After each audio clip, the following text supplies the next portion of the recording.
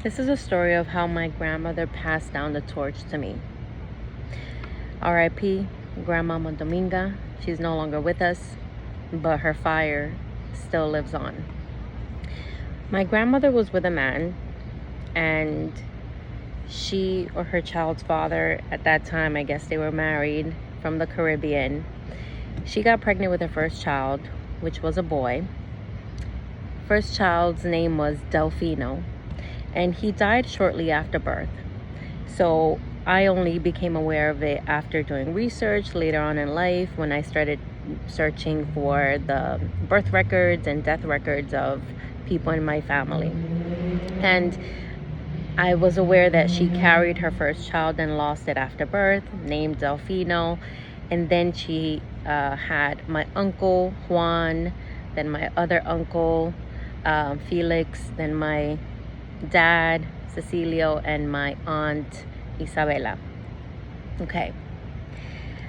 The story is that when my father and the children were young, my grandfather would get drunk, and he was a very quiet man who was never really somebody you can bother. He was very to himself.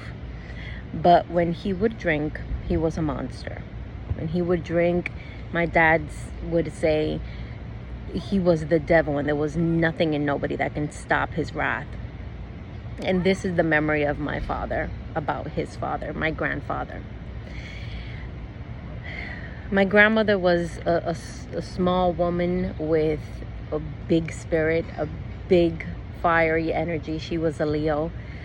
And she came from very powerful parents. She came from a father who was known in the community as a midwife, a medicine man.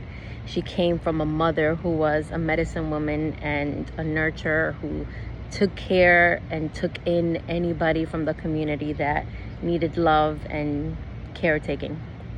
Those were my great-grandparents. And the medicine man great-grandfather of mine, he was the one that you would go to when a child was sick, when a child was mentally, physically unwell, when there was a disturbance in the spirit. My great-grandfather was the one that you would talk to. And this man, towering over 6 feet something, he would go outside into the yard quietly, distinctively choose a plant here and there, make some kind of concoction, pull out his prayer book, and go to work. These are the people that I come from. And so how would it be that my grandmother would end up with a man who was quiet, calm, but a monster when he picked up a cup of liquor? And I have reason to believe that my grandfather was disturbed, especially after losing his first child. Okay, I don't know much about him and where he comes from as far as who his family was, who his parents were, but anybody who has a issue with controlling their emotions and calming their nervous system obviously was not trained or taught by whoever raised him to do so. So this is generational, okay? So the story goes, my grandmother was fed up when the children were very young of how abusive this man would be, of how violent he would be, of how erratic he would be only when he drank.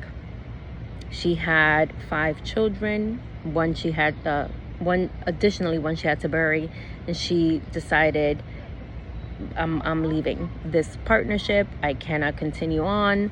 I'm barely surviving, yeah. So that was that. So I guess a couple of years after my grandmother left my grandfather because of his behaviors, his instability, she gets a phone call. She gets a phone call to come in and identify a body of which they believe is her husband, her children's father. The story is that my grandfather was out drinking one night after a few years of not being with my grandmother, of not seeing my dad and his siblings. He was out in the streets and with some friends drinking, and his friends told him that they were going to walk him home because he was inebriated and he couldn't get home himself. He was hard-headed, he was drunk, and he decided, no, I'm going to find my own way home. And boom, middle of the night, drunk, inebriated, he gets pummeled. He gets taken out by a semi, by a truck, clean out. So much so that the body is, I guess, barely identifiable. And so my grandmother gets called in, okay? And mind you, this is like in the 1960s or 1970s. 1960s, excuse me. My dad was born in the 50s, so 1960s.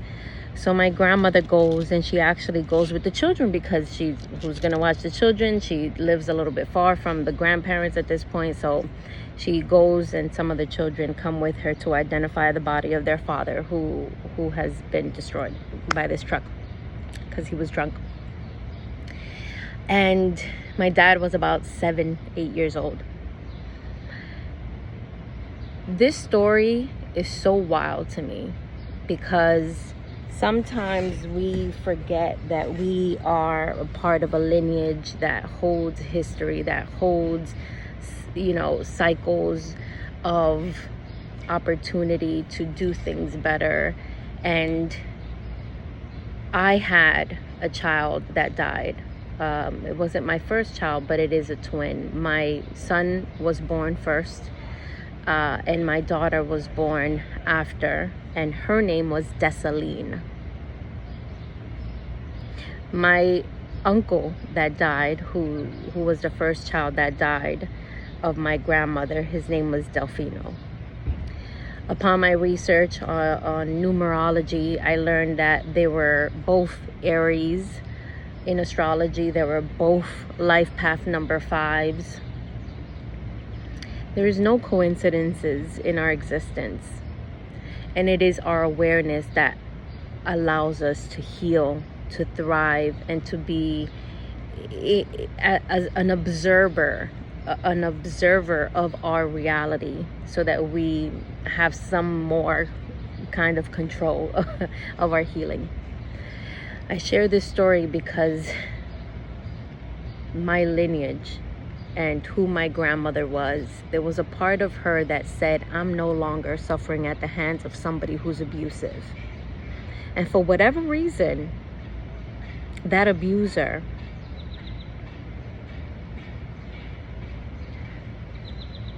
was removed. Not by her, but by their own actions. For whatever reason, she was shielded and protected by her prayers, by the prayers of her mother and her father, by the desires of peace and safety of her children. Her abuser was removed. And it wasn't pretty. And so when I look at my story, I remember the strength of my grandmother. And I see what she could have been as a woman, but didn't fulfill due to always being in survival, always having to protect and provide for her children. There are no coincidences that my story is what it is. But my observation of my grandmother's story has granted me the ability to choose a different path, to choose a different reality. I choose not to be a victim to an abuser. I choose not to suffer, and to empower my child to not suffer at the hands of anybody's actions. Because we are aware of who we are and where we come from and who we come from and what is possible when divine intervention is at play. I don't have to lift a finger. My ancestors are with me. But I want to remind all mothers who may be experiencing something like this, take a look at who you come from and know that your suffering or your pain will never be in vain. There is always a lesson and a reason why you are carrying the pain of your parents or your grandparents or your great-grandparents. There is also a reason why you are carrying the gifts of your people. It's probably because it ends with you. It's probably because someone is passing the torch to you so you can do something different, so that you can observe it from a place of victory and not victimhood. Now, my grandmother's story is wild, and there's so much more details to it, but it just doesn't, it's wild to me how there's so much mirroring similarities. But I know that what my father has suffered and the hatred that he had for his father, it ends with him. Because my son will know that whatever is being done through us, it's generational, and we get to choose something different for ourselves. The justice, we already know we got it. We've gotten it generations ago, over and over again. We don't have to lift a finger, but we do have to choose to stay in our body, stay in our power, and know that we are always protected. I hope this inspires you to remember who you are, and that you get to choose your story, how it's playing out, and how it ends. Shout out to Grandma